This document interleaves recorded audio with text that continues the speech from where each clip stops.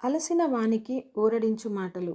సహోదరుడు భక్తసింగ్ గారి పరిచర్య నుండి సేకరించిన అనుదిన ధ్యానములు.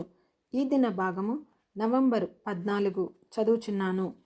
మీరు దాస్యపు ఆత్మను పొందలేదు గాని దత్తపుత్రాత్మను పొందితిరి. ఆ ఆత్మ కలిగిన వారమై మనము అబ్బా తండ్రి అని మొరపెట్టుచున్నాము. రోమాపత్రిక 8వ అధ్యాయము 15వ వచనము. స్వీకృత పుత్రాత్మ మనకు దేవుని పరిశుద్ధ స్థలములోనికి ప్రవేశించుటకు ధైర్యమునిచ్చును. ఒక సేవకుడు తన యజమాని గదిలోనికి అనుమతి లేకుండా ప్రవేశించడు.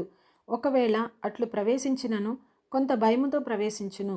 కానీ కుమారుడు ధైర్యముగా తన తండ్రి దగ్గరకు వెళ్ళును.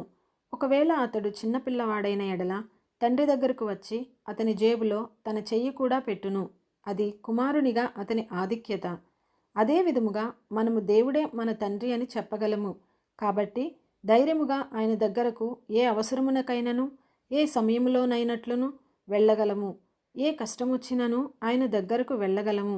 బలహీనముగా ఉన్నప్పుడు బలము కొరకు, నిరుత్సాహముగా ఉన్నప్పుడు ప్రేమ కొరకు, దయ కొరకు, మన సమస్యలన్నిటికీ సరియైన జవాబు కొరకు ఆయన దగ్గరకు వెళ్ళగలము.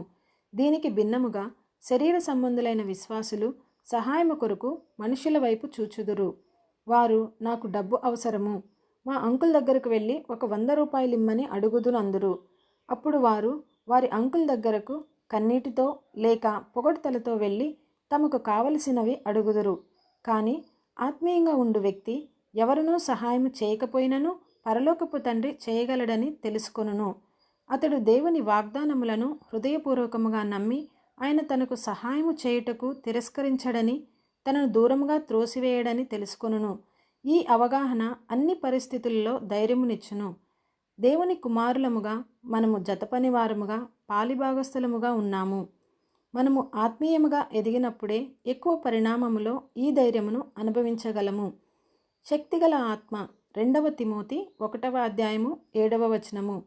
మనము మన భారములను ఆనందముతో సహనముతో భరించునట్లు చేయును. మనకందరికీ ఇటువంటి భేదము లేకుండా ఏదో ఒక భారం ఉండును. అది కుటుంబమునకు లేక వ్యాపారమునకు లేక సంఘమునకు సంబంధించినదై ఉండవచ్చును. ఆయన కృప మాత్రమే మన భారములను భరించుటకు విజయవంతులుగా బయటికి వచ్చుటకు తోడ్పడును. మన వ్యక్తిగత అనుభవం ద్వారా మనం ఎదుర్కొను ప్రతి ఒత్తిడికి, ప్రయాసకు దేవుడు మరలా మరలా అధిక కృపను అనుగ్రహించునని మనకు తెలియను. ఆత్మతో నింపబడిన విశ్వాసి ఇతరుల భారములను పంచుకొనుటకు తనంతట తానుగా ముందుకు వచ్చును. కానీ శరీర సంబంధి అయిన విశ్వాసి తన కష్టములను గురించి సనుగుచు వాటిని గురించి ఇతరులను నిందించును. ఒక విశ్వాసికి తన సొంత భారమును భరించు శక్తి, విశ్వాసము లేనప్పుడు అతడు తన పొరుగువారికి, స్నేహితులకు వారి కష్టములను భరించుటకు ఎట్లు సహాయం చేయగలడు? ఆత్మీయ వ్యక్తి దేవునిపై, ఆయన ప్రశస్త వాగ్దానములపై ఆధారపడి ఇట్లు చెప్పగలడు: నన్ను బలపరచు వానియందే నేను సమస్తమును చేయగలను. ఫిలిప్పి 4వ అధ్యాయము 13వ వచనము. భారములను ప్రేమతో భరించు శక్తి ఒక ఆత్మీయ విశ్వాసి యొక్క విశిష్టమైన లక్షణము.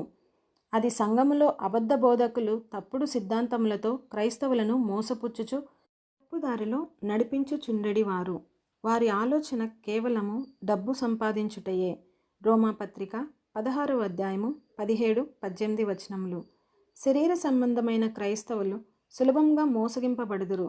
కానీ ఆత్మ నింపుదల గల వ్యక్తి పరిశుద్ధాత్మాభిషేకము వలన సత్యమును వివేచింపగలడు. యోహాను సువార్త 16వ అధ్యాయము 13వ వచనము. కాబట్టి అతడు తనను తప్పుదారి పట్టించు శత్రువు యొక్క మాయోపాయములకు వ్యతిరేకముగా జాగ్రత్తగా మెలకువగా ఉండును. ఆ విధముగా అతడు అబద్ధ ప్రవక్తల నుండి కాపాడబడును. ఆత్మాభిషేకము గల బోధకు అబద్ధపు బోధకు మధ్య గల భేదమును వివేచించు శక్తి ఒక వ్యక్తి ఆత్మీయమైన వ్యక్తి అని పిలువబడుటకు నిదర్శనముగా ఉండును. ముగింపు మాటలు. నేటి దిన వాక్యం ద్వారా ప్రభు మనలను ఆత్మీయంగా నడిపించి సహాయపడి సమృద్ధిగా ఆశీర్వదించును గాక. ఆమెన్. దైవజనుడు భక్సింగ్ గారి యొక్క వర్తమానములు, అందులో దైవ మర్మములు, అలసిన వాణిని ఊరడించు మాటలు పుస్తకములు మీ కొరకై ఈ ఛానల్లో అందుబాటులో ఉంచాము.